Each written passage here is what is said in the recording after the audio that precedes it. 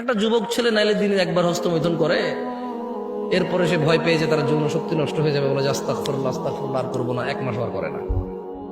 নাহলে 15 দিন একটা মেয়ের সাথে কথা বলে, নাহলে একটা মেয়ের পিছনে 1 বছর টার্গেট দিয়ে ঘুরে ওরে বিয়ে করবে, একটা অপরাধ জেনা। একটা লোক নাহলে 1 বোতল মদ খেয়েছে বন্ধু বান্ধব নিয়ে বৈশা, মদ পৃথিবীর মানে অন্যতম অপরাধের মধ্যে একটা, কারণ এই মদ খেলে মানুষ জানাও করে, মদ করে জানাও অশ্লীলতা জড়াই পড়ে। এখন এই 1 বোতল মদ খেলো, পরের দিন আরে সব মানুষ কি ব্যবসায়ী হয় নাকি? এই এলাকার পোলাপানে সিগারেট খায়, খুঁজা খায়, আমি জানি এরকম বহুত পোলাপান আছে, দোস্ত একটা দিই, তার কাছে টাকা নাই একটা সিগারেট খাওয়ার, তো তাহলে কয় প্যাকেট সিগারেট খাই দিন?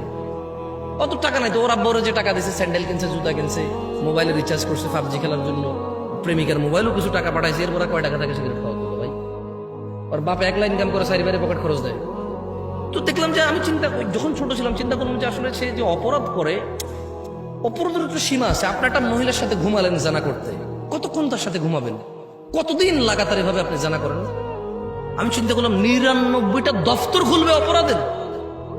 হাউ একটা মানুষ, এই সাউন্ড একটু কমাতো ভাই, সাউন্ড একটু কমাও, কানে লাগে, হালকা কমাও।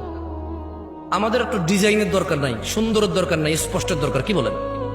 কথাটা পরিষ্কার শোনা গেলেই হলো, অত ইকো বিসমিল্লাহ বিসমিল্লাহ বিসমিল্লাহ দরকার নেই। আমি গজল গামো না, যদি গজল গাই তাহলে ঠিক আছে, এরকম সাউন্ডের দরকার আছে, মারহাবা, হ্যাঁ তাহলে ঠিক আছে। এমনি কথাবার্তার জন্য সাউন্ড হইলে চলে, কোনো ইকো লাগবে না। তো আমি তখন যখন ওই যে আরো ছোট ছিলাম, আমি সৌদি আরবে ছিলাম তখন। তো সৌদি আরবের পোলাপাইনের যে আমার বন্ধু বান্ধব, তাদের অপরাধ, সৌদি পোলাপাইন আর আমি কি সমান? এমনি ছোটবেলায় সাইকেল টাইকেল চালাইছি ওদের সাথে, একলা পাহাড়ের উপরে বসে মুরগি টুরগি জ্বালায় খাইতাম। তো এদের অপরাধের মধ্যে দেখতাম যে গান শুনে 2-4টা গালাগালি করে, মাঝে মধ্যে 1-2টা সিগারেট খায়, এর বাহিরে ধরেন এইগুলা কমন অপরাধ আর কি। হ্যাঁ, এর মধ্যে ধরেন কতক্ষণ গান শুনে, কতক্ষণ আস্তাগফিরুল্লাহ আস্তাগফিরুল্লাহ, সৌদি পোলাপানের কথা বলতেছি। হ্যাঁ, ওই বন্ধুরা একটা ঠুস করে একটা গালি দিয়ে দিল, গালি দিয়ে বললো যে লা হাওলা ওয়ালা কুওয়াতা ইল্লা বিল্লাহ, সব থাকলে গালাগালি হচ্ছে, মানে দেখতেছি ইনস্ট্যান্ট আবার সে আল্লাহর কাছে ক্ষমা চাচ্ছে, অপরাধ করতেছে। তো আমি যখন এই হাদিস পড়লাম যে একটা মানুষের সামনে আল্লাহ বিচারের মাঠে 99টা দফতর খুলবে, দফতর, শুধু এগুলো সব অপরাধ,